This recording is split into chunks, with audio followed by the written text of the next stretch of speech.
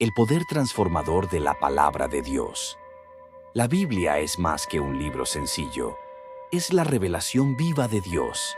Contiene la sabiduría necesaria para nuestra salvación y tiene la capacidad de transformar nuestras vidas desde el interior. La palabra de Dios nos guía, nos regenera y produce fruto en nosotros como una semilla viva y poderosa. La Escritura misma nos enseña que la Biblia tiene el poder de hacernos sabios para la salvación.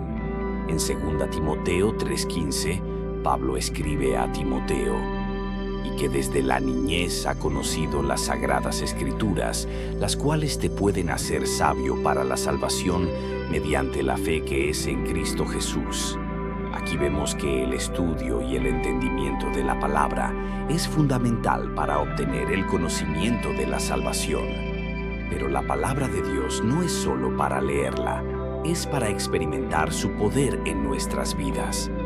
En Hebreos 4:12 se nos dice que la palabra de Dios es viva y eficaz, y más cortante que toda espada de dos filos, y penetra hasta desde el alma y el espíritu, las coyunturas y los tuétanos, y discierne los pensamientos y las intenciones del corazón. La palabra tiene el poder de penetrar en lo más profundo de nuestro ser, transformando nuestros corazones y renovando nuestras mentes. La función de la Biblia como semilla también es vital para entender su capacidad de producir fruto en nuestras vidas. En Lucas 8:11, Jesús explica en la parábola del sembrador: la semilla es la palabra de Dios. Cuando la palabra cae en corazones receptivos, comienza a germinar y producir fruto en nosotros, llevando una vida que refleja la presencia de Cristo. Este concepto es reafirmado en 1 de Pedro 1:23, donde el apóstol Pedro nos recuerda que hemos sido renacidos, no de simiente corruptible, sino de incorruptible, por la palabra de Dios que vive y permanece para siempre.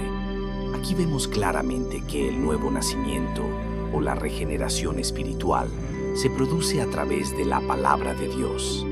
Es esta semilla incorruptible la que nos da nueva vida en Cristo, alejándonos del pecado y acercándonos más a la santidad. Cuando permitimos que la palabra de Dios tome raíz en nosotros, comenzamos a experimentar una transformación total.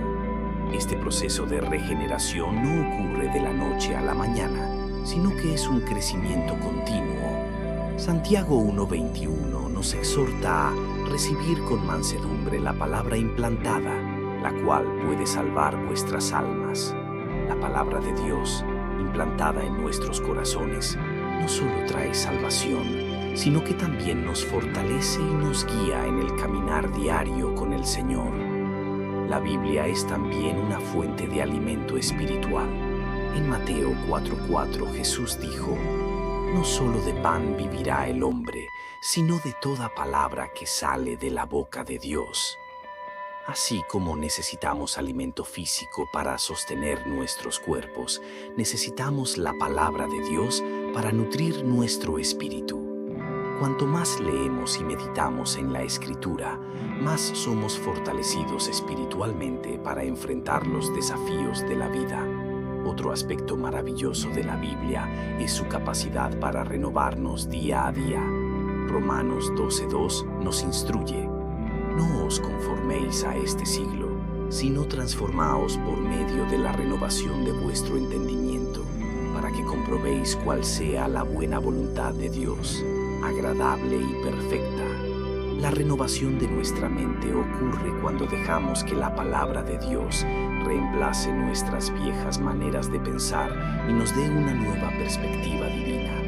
La Biblia no solo nos salva, sino que también nos equipa para llevar fruto. Juan 15:5 dice: yo soy la vid, vosotros los pámpanos.